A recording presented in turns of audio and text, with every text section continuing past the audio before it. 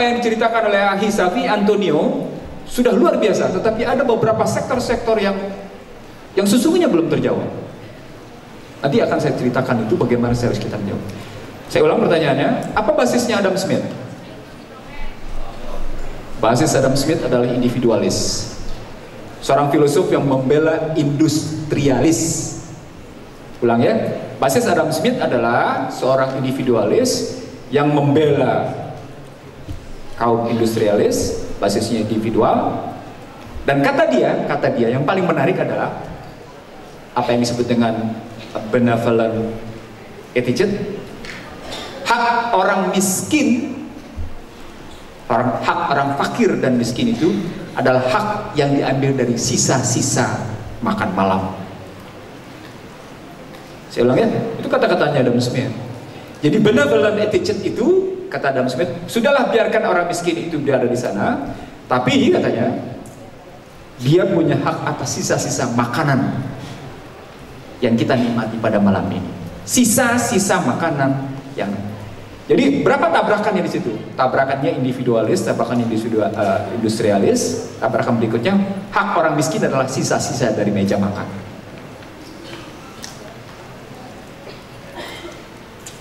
Rumus mendasarnya adalah invisible hand. Kalau rumus mendasarnya dari invisible hand, maka basisnya berarti hukum supply demand, penawaran permintaan. Saya lompat sekarang ke kondisi kekinian. Itu 1776, basisnya 3 tadi, individualis, industrialis, serakah. Dalam keserakahan itu, mereka bilang ada hak orang miskin yang diperoleh dari sisa-sisa meja makan malam, gitu ya. Lalu kita lompat ke kondisi kekinian. Apakah 3 sikap tadi, individual, serakah, hak orang miskin adalah sisa-sisa, menjawab persoalan kalau kondisi kekinian? Dijawab oleh 3 ekonom besar. Yang menjawab Krugman, Stiglitz, Joseph Stiglitz, dan Thomas Piketty. Stiglitz lebih dahulu menjawab, globalisasi itu sudah salah, katanya. Itu 2001. Globalization and its Discontent, judul bukunya, ketika dia menerima Nobel. 2004, Stiglitz menyebut ekonomi Amerika salah arah. Hanya 3 orang menyatakan di dunia bahwa ekonomi Amerika salah arah. Orang pertama bernama Stiglitz, lembaga kedua bernama Gallup Institute, orang ketiga dekan Fakultas Ekonomi George Washington University yang menyatakan John Jacobus salah. Itu 2004. 2004 adalah kampanye Jacobus untuk mengambil posisi kedua dengan cara ini penjelasan detail. Saya anggap ini kuliah umum, bukan sekedar seminar. Saya ulang, ini kuliah umum. Makanya tadi saya tanya pada Ahli Safi Antonio, Anda ini semester berapa? Saya tanya, karena biasanya memang saya turun untuk untuk mereka yang semester 5 ke atas, 6 ke atas, atau bahkan untuk anak-anak S2. Selamat datang Ustadz Bahtiar Nasir. Saya sudah mulai.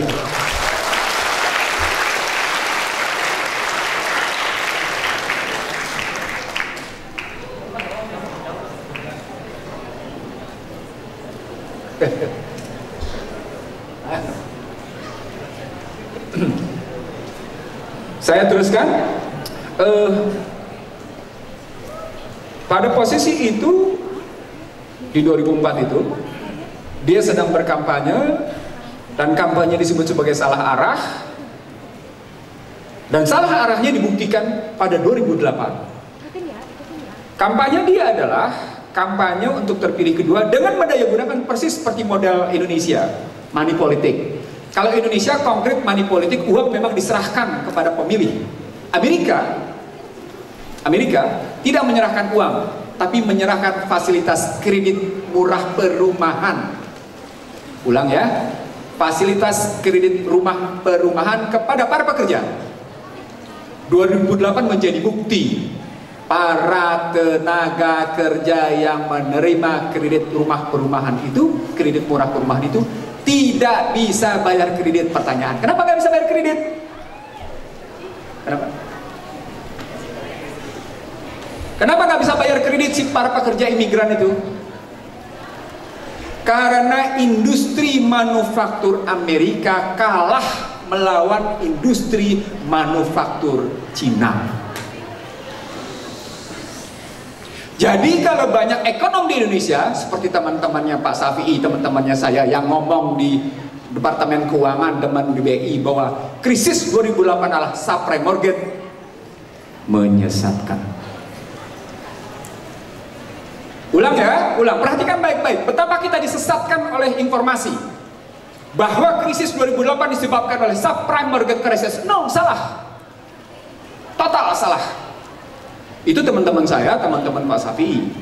Tapi real sesungguhnya akibat ekonomi Amerika kalah melawan ekonomi Cina, khususnya pada industri manufaktur. Apa indikatornya? Kan pertanyaan begitu. Pertanyaan begitu. Apa indikatornya? Indikatornya adalah defisit. Ulang, perhatikan baik-baik. Nanti ada 4 indikator defisit, ada 4 jenis defisit. Defisit neraca perdagangan Amerika pada 2004 sudah 261 miliar US dollar. Pada 2008 mentok dia menjadi 323 miliar US dollar. Karena itu kemudian pemerintah menalangi, ambil duit masyarakat, talangin para orang kaya 700 miliar US dollar dengan kalimat bail out. Ingat istilah itu? Bail out 700 miliar. Eranya dibagi dua. Henry Paulson Jr., Menteri Keuangan era jatuh ke Bush, 350 miliar. Era kedua di bawah Timothy Geithner, di bawah Presiden Obama juga 350 miliar. Faktanya adalah uang yang diambil dari masyarakat dengan meminjam contoh Indonesia ketika menalangi pada periode 97, 98, 99 tidak menyelesaikan masalah. Bayangkan, mereka sudah ambil 700 miliar uang rakyat untuk membela kaum kapitalis, ternyata nggak nyelesain masalah. Maka digantilah Ben Bernanke, Federal Reserve, diganti oleh siapa? Janet Yellen. Apa kebijakannya? Kebijakannya adalah yang teman-teman kenal, yang para ekonom keuangan itu bangga menyebutnya, quantitative easing. Apa itu quantitative easing? Federal Reserve membeli surat utang dari korporasi swasta dan dari pemerintah. Federal Reserve kasih uang tunai ke pemerintah Amerika atau ke korporasi swasta. Berapa jumlahnya? Berapa kali mereka melakukan yang namanya kebijakan uang murah dan menyebar ke seluruh dunia? Dalam data saya di atas 2 triliun US dollar.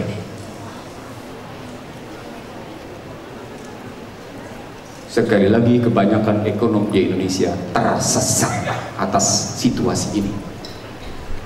Karena quantitative easing itu berarti tadi yang Akhi Safi Antonio bercerita tentang Arab yang subhanallah, masya Allah gitu ya. Nanti saya ceritain. Saya menganggap penting untuk kepentingan sekolah tinggi ekonomi Islam Tasya. Saya ulang ya. Saya menganggap penting untuk meluruskan informasi ini karena bernama Sekolah Tinggi Ekonomi Islam Tasya. Maka saya berpendapat saya punya hak dan saya punya kewajiban meluruskan situasi. Saya punya hak dan saya punya kewajiban meluruskan situasi. Akibat dari quantitative easing itu artinya dolar menyebar ke seluruh dunia. Kalau dolar menyebar ke seluruh dunia, siapa anak semester 5? Apa akibatnya? Halo?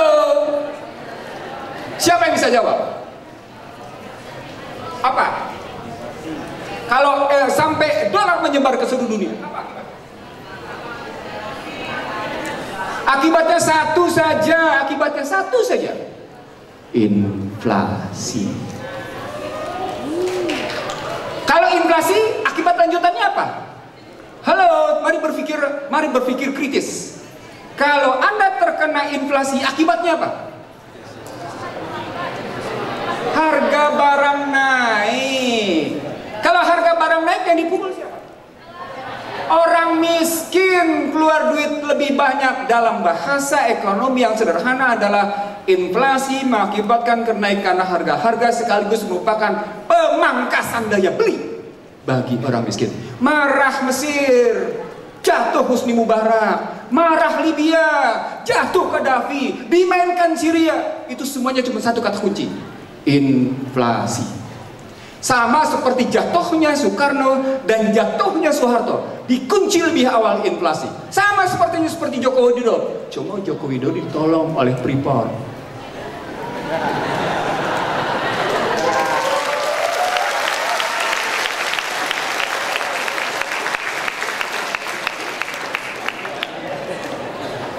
Kenapa ditolong oleh Freeport? Itu mesti jawaban, ada jawaban. Kenapa mesti ditolong Freeport? Nanti. Saya jelasinnya nanti. Adik-adik sekalian, ini kenyataan yang kita hadapi. Makanya saya menganggap perlu menjelaskan dan meluruskan situasi supaya kita bisa melihat itu. Itu respon saya terhadap apa yang disampaikan oleh ahli Safi Antonio. Ekonomi internasional itu ada 4 variabel. Variabel pertama sudah kita dapat tadi. Nilai tukar yang berhubungan dengan inflasi. 2 sudah. Pada saat itulah Amerika merasa perlu memukul seluruh dunia untuk yang ketiga kali. Pakai apa dia? Jatuhkan harga minyak. Maka semua komoditas jatuh harganya. Harga minyak pada pada 14 Juli 2008 sebesar 147 dolar per barel. Per hari ini cuma 49 dolar per barel. Kemarin sempat 43, dipukul habis-habisan. Apa akibatnya? Akibatnya perang energi. Pertanyaan besar, kok berani banget Amerika melakukan perang energi? Saya ingin mengatakan, Amerika sudah menyatakan, "Now we are not in energy security." Dengan bangga dia sombong, dia mau. Dia umumkan dengan sombong. Dengan angkuh dia menyatakan, "Now we are in independence in energy." Sekarang katanya, kita tidak lagi sekedar punya ketahanan energi. Kita sekarang dalam posisi memiliki kedaulatan dan kemerdekaan energi. Anda tahu Qatar menjual gas berapa? Kalau pemerintah Republik Indonesia baru mau menurunkan gas di awal tahun 2006 Januari, Qatar sudah menjual gas 6 dolar per MMBTU sejak bulan Maret. Amerika berapa harganya? Menjual gas. Karena produk shale gas, berapa harganya? 2 dolar per MMBTU, cuma tidak diekspor. Itu bagian dari peperangan. 3 variabel sudah. Nilai tukar, inflasi, komoditas.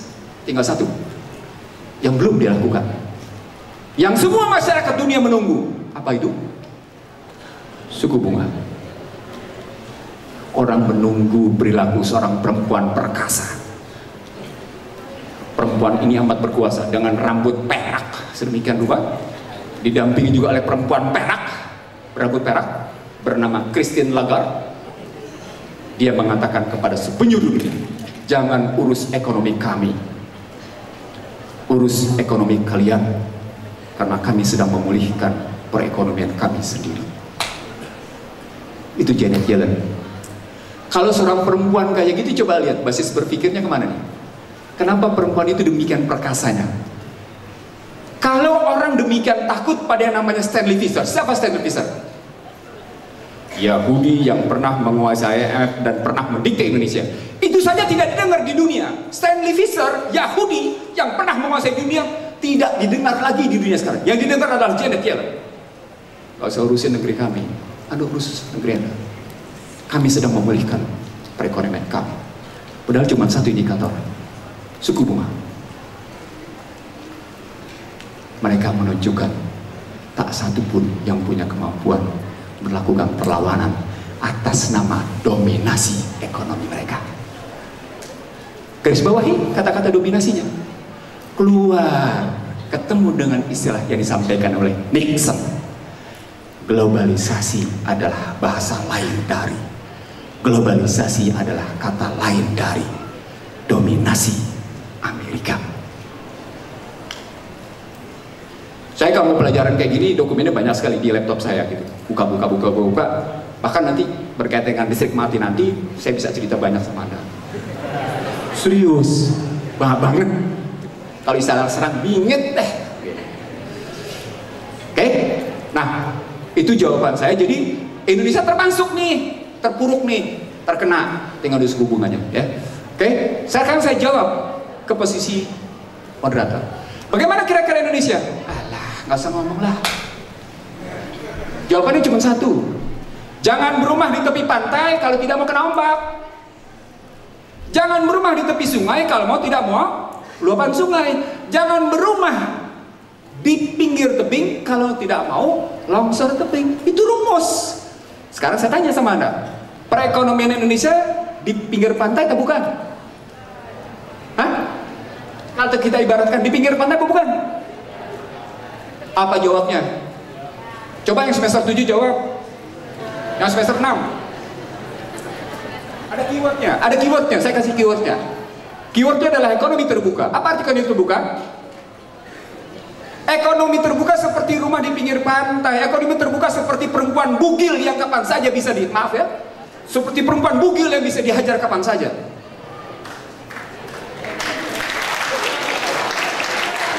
Dan itu kurang ajar.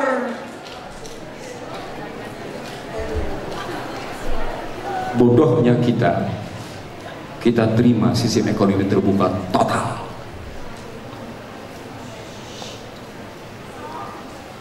Anda mau tahu Islam menjawabnya apa? Baru saya bilang itu tadi. Ekonomi pertama Islam menjawab, baru saya sebut. Ini jawabannya. Saya ngambil judul dengan sistem ekonomi dan riba. Tapi nanti akan saya jawab dalam perspektif yang jauh kelihatan mestinya kita kira-kira seperti apa. Next. Saya ambil ayat yang pertama adalah Al-Baqarah ayat 2. Kata kuncinya adalah Zalikal kitabula la raiba fih. Saya ingin bertanya pada Anda, apa pengertian la raiba fih? Terjemahkan secara intelektual. Itu terjemahan dogma. La raiba fih, tidak diragukan. Terjemahkan secara intelektual. Apa artinya? Terjemahkan secara statistik. Apa artinya?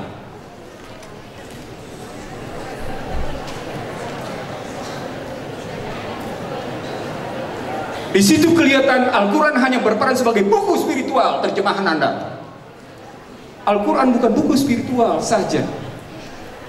Al-Quran adalah buku intelektual paling tangguh di dunia. Dan kalau dia buku intelektual paling tangguh, maka pengertian la raiba fih bukan sekedar tidak diragukan, dia juga punya makna intelektual. Validasi oke, konfirmasi oke, verifikasi oke, reliability oke. 4 pengertian. Ini saya ngejelasinnya merinding nih, karena ngejelasin berikutnya langsung dengan Al-Baqarah 184. Huda linnas wa wabainat minal huda wal furqan. 4 kata tadi itulah yang membedakan siapa umat Islam. Pertanyaan besar, kita terapin apa enggak? Sebagai buku intelektual, kita menerapkannya sebagai buku spiritual. Kita tidak menerapkan sebagai buku intelektual. Kita tidak menerapkan sebagai buku emosional. Maka gagallah model kepribadian yang dikehendaki. Spiritual, intelektual, emosional. Core-nya jiwanya tadi cuma diambil dogma tentang spiritual. Intelektualnya kita ambil dari barat, individualis. Emosionalnya kita ambil dari media, gadget. Betul? Jadilah kemudian kita pribadi yang timpang.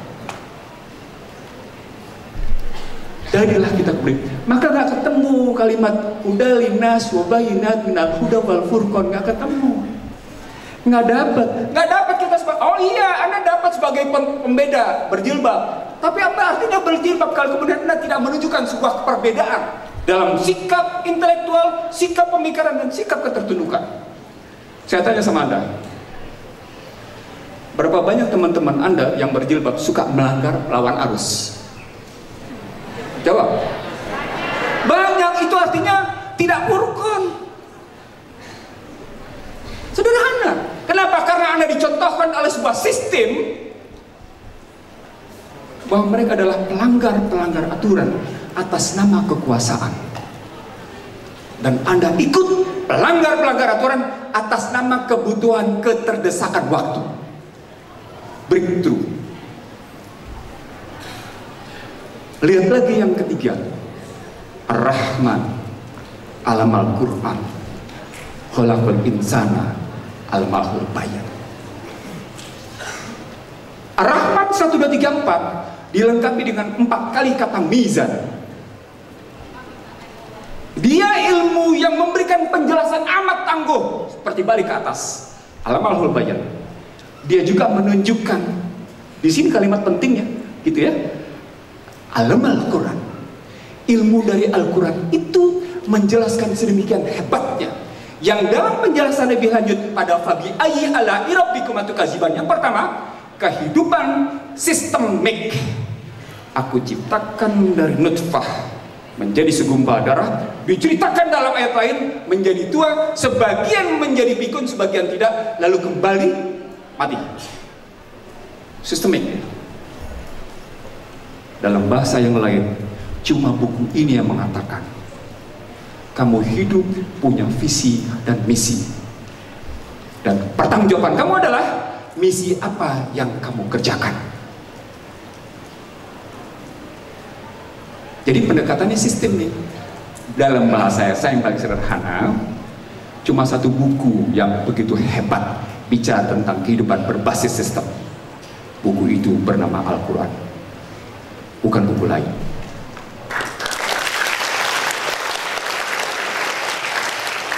Ketika nanti masuk ke dalam sistem ekonomi juga begitu sama. Tidak ada buku lain yang bisa menjadi rujukan dalam kerangka sistem ekonomi Islam, nggak ada. Makanya saya acap kali tidak menggunakan syariah. Maaf ya, saya tidak menggunakan istilah syariah. Karena begitu masuk syariah, saya takut kejebak dengan istilah fikih. Maafkan saya. Maafkan saya minta maaf kalau nanti saya terjebak dalam fikih, saya akan berdebat dengan banyak kalangan pendapat. Enggak lah, saya rujuk aja balik ke rumusan konkret. Kita balik hadis. Lanjut. Nah, saya masuk di Al-Baqarah 83 dalam kerangka sistem. Kenapa mesti di sini dulu ya? Al-Baqarah 83. Nanti Akhi Safi Antonio dan Ustadz Bahtiar Nasir bisa menjelaskan apa perbedaan sikok ya dengan akad dan janji lain. Dan ingatlah ketika kami mengambil janji Bani Israel, ada beberapa janji yang diambil oleh Bani Israel. Dari Bani Israel diambil beberapa janji. Saya cuma ngambil janji yang berhubungan dengan ekonomi.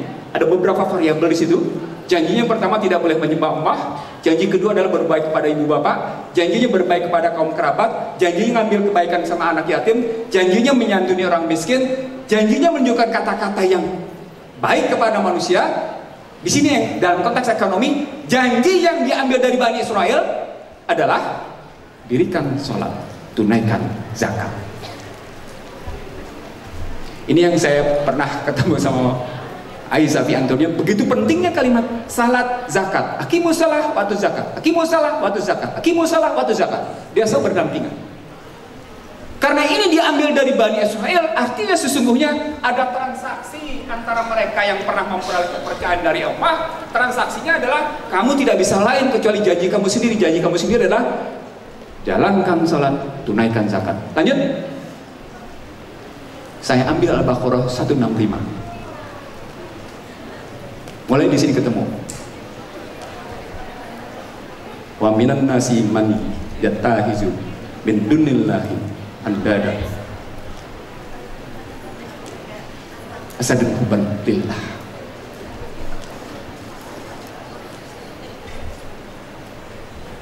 Tuh, saya belum sampai ke konkret, udah 5 menit lagi nih.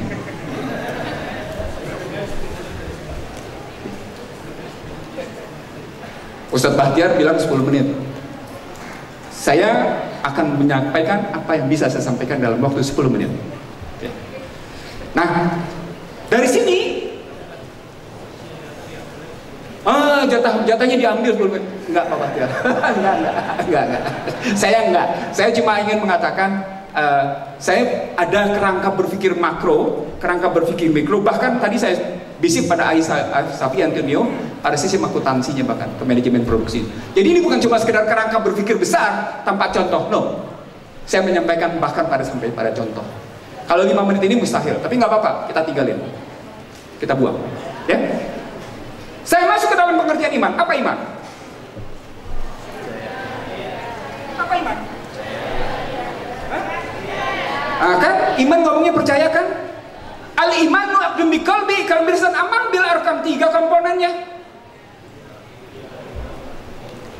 Nggak percaya, nggak bisa percaya. Anda mesti tetapkan dalam kalbu Anda, abdun biqalbi, ikrar bilisan, wujudkan dalam tindakan, amalun bil arkan.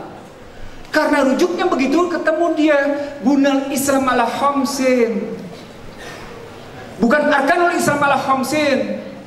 Kalau kalimatnya bunal Islam ala khamsin, maka kata pentingnya adalah syahadat dengan sholat. Dalam konteks ini ketemu dengan sistem zakat, ketemu lagi dengan hadis.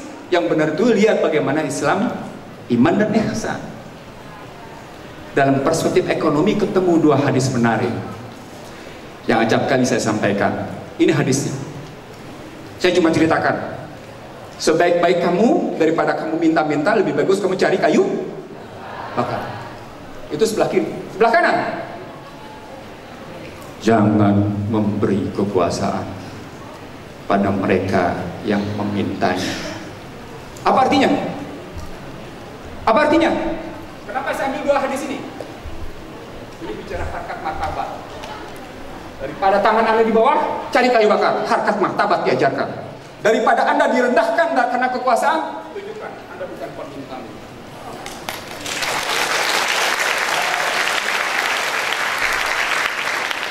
Lanjut. Nah, dari sana ketemulah sistem. Ada 15 sistemnya. Ada 15 sistemnya. 1, 2, 3, 4, 5, terus semuanya mujuk rangkaian. Oke? Saya tergesa-gesa. Lanjut, lewatin. Saya udah diingetin, saya nggak enak jadi. Lanjutin lewat. Terus. Ini pesan hadis lainnya dan pesan para tokoh, gitu ya. Lanjut. Nah, ini perbandingin Bible dengan Al-Quran tadi.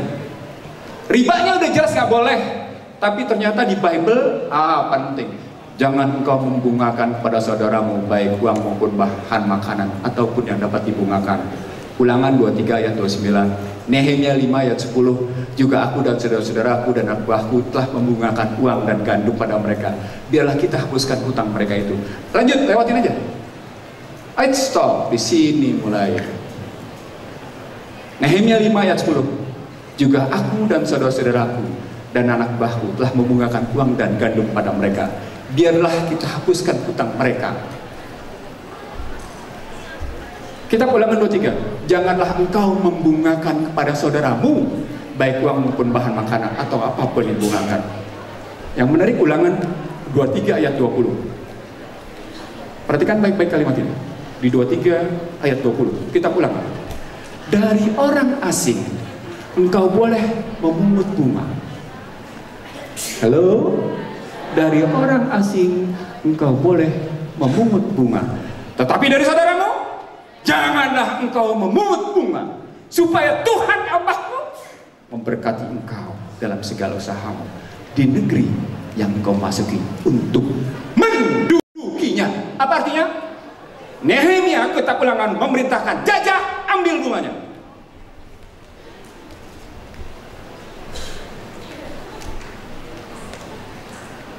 Tapi bertentangan dengan perjanjian lama yang melarang bunga. Pertanyaan, kalau dalam sebuah buku petunjuk kehidupan isinya bertentangan satu sama lain, menjadi valid apa enggak? Ketemu, jadi nggak usah dipegang.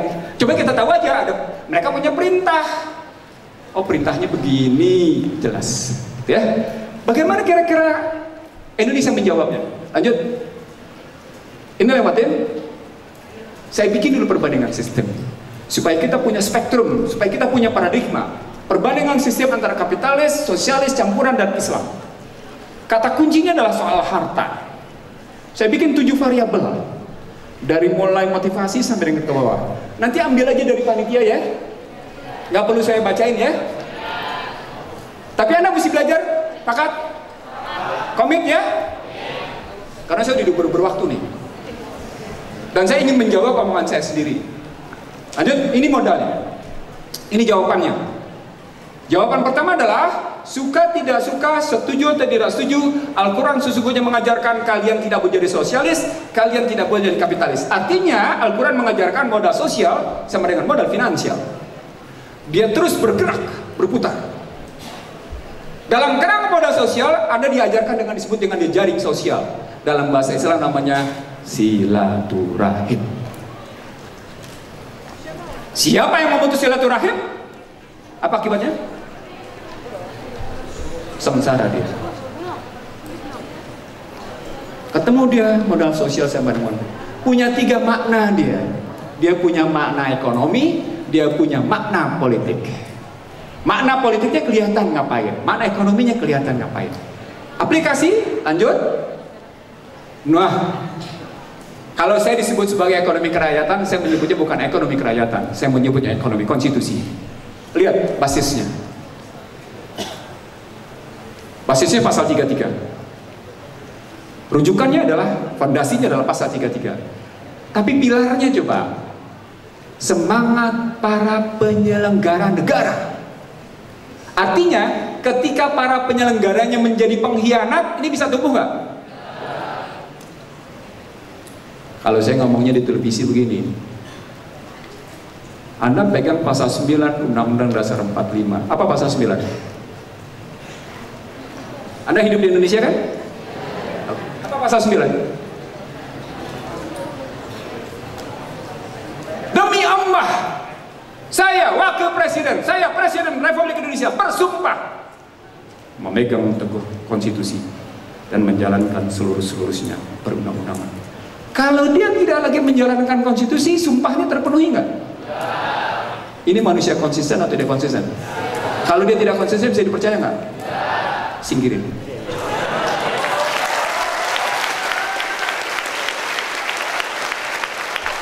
Yang orang tidak sadar dalam kerangka berpikir kenegaraan, begitu hebatnya the founding fathers berpikir adalah ketika ditutup dengan kata pembukaan yang hebat itu, tetapi langit-langitnya diisi dengan kalimat negara berdasarkan ketuhanan yang Maha Esa.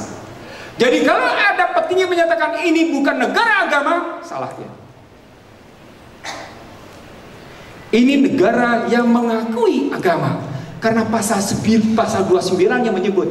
Bahkan kalau Anda ambil ke alinea 3 kata pembukaan, apa bunyinya?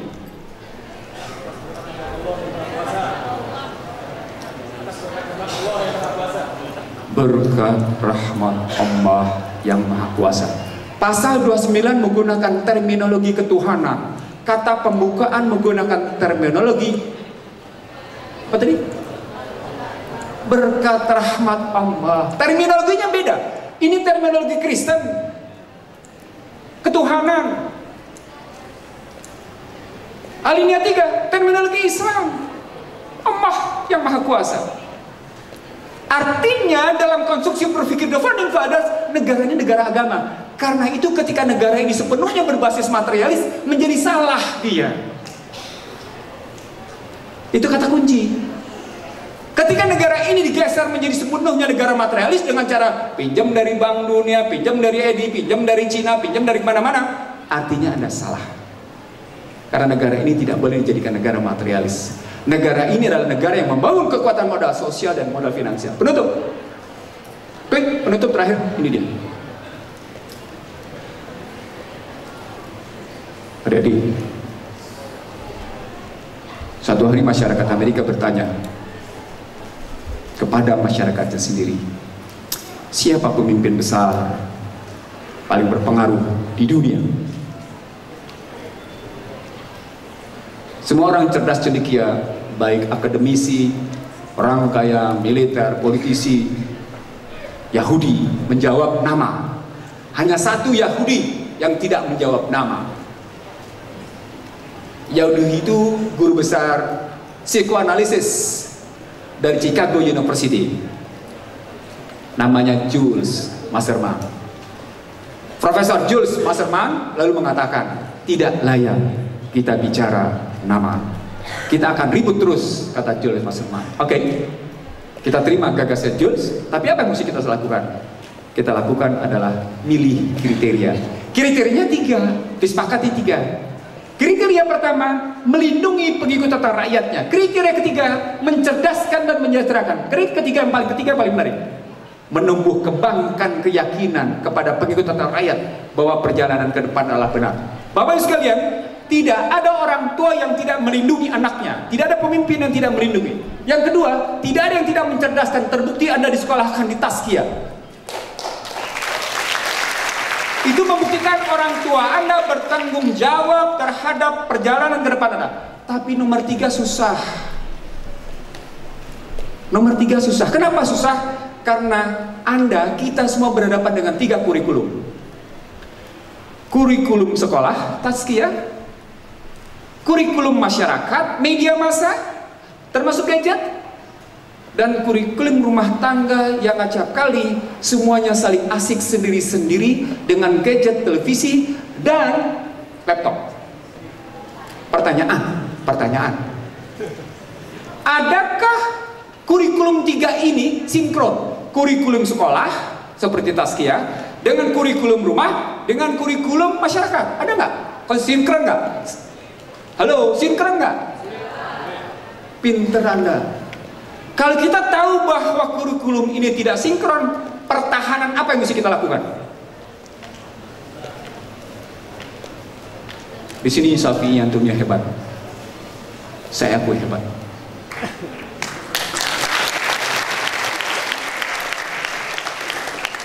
Dia bangunnya namanya pendidikan, tapi konten nanti dulu. Saya ulang ya. Dalam Islam memang pendidikan adalah hal yang paling utama. Iqra bismi rabbikal ladzi khalaq, berarti pendidikan paling utama. Hebat. Saat yang sama Islam juga memusuhi kemiskinan. Makanya kalimatnya sampai begitu. Perangi kemiskinan, perangi kefakiran. 2 hal ini yang terjadi. Dan kebetulan pendekatannya microfinance, keuangan. Saya juga orang keuangan posisinya. Nah, karena persoalannya adalah soal tadi pendidikan dan tadi soal harta, maka Islam kemudian harus menjawab. Islam menjawab 3 hal.